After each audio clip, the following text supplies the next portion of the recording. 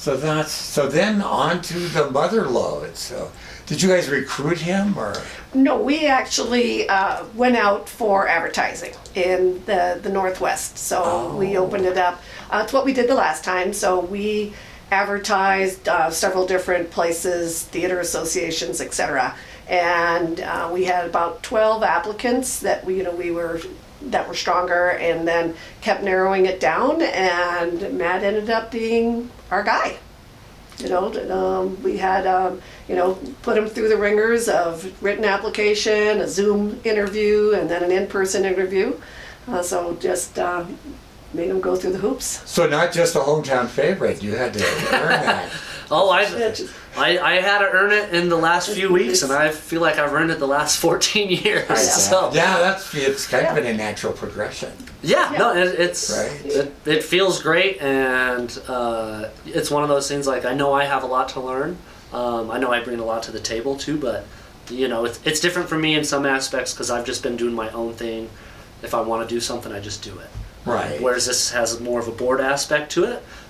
Which is going to be really good for me. It's also going to be really good for the board too, because I can run my ideas by them, which aren't always perfect, and they can kind of give me feedback on those, and we can kind of hone in some things. And this is only my second day, but I feel like we're already making some good progress on things and getting to know the staff well, and just trying to get my feet under me with all the various administrative stuff and day-to-day tasks of managing employees and just the day-to-day operations. All right. So. That's right, because it's not just the music; you're the director. Right? That's right. That's how I always think of it is the music and the acts. But there's, as I know, there's a lot more that goes into it, especially when you're running the venue itself. HR is always the hardest thing. Yeah, a lot of what I've always done is I use various venues and then I leave. Once I do my show that day, I'm done.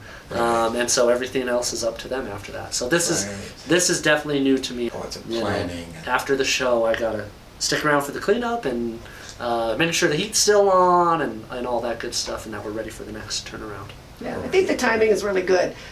After Robin Bush retired, who had been there for about 25 years, there were a lot of changes, and it's taken a couple years to get that right. And when we brought in Tom Webster as an interim person who brought 25 years experience from the Denison Theater from the university, and then he's now spending a couple weeks to help transition with Matt, what's been going on. So, Tom's really brought us forward in a lot of spots, and now we're looking forward with Matt to bring, his ideas, his energy, and I think that's a big part of it. And, with his knowledge of the community, I think that's going to go a long ways. We've gotten a lot of positive feedback all over the place since we announced that Matt has the position, and I think Matt's gotten the same type of feedback, so I think it's going to be a win-win for everybody, and I know our board is really excited to see. It will be a challenge. We're already going through a challenge of what do we bring in next year, and shows are changing. Ever since COVID,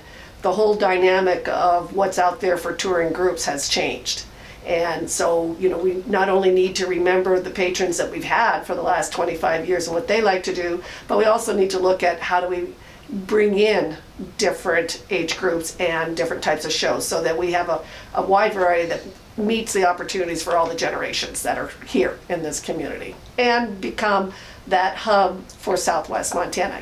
Being 100 years old, one of the nicest historical theaters that we have in Southwest Montana, certainly the largest, we have an opportunity to really bring focus to the Butte community with theater.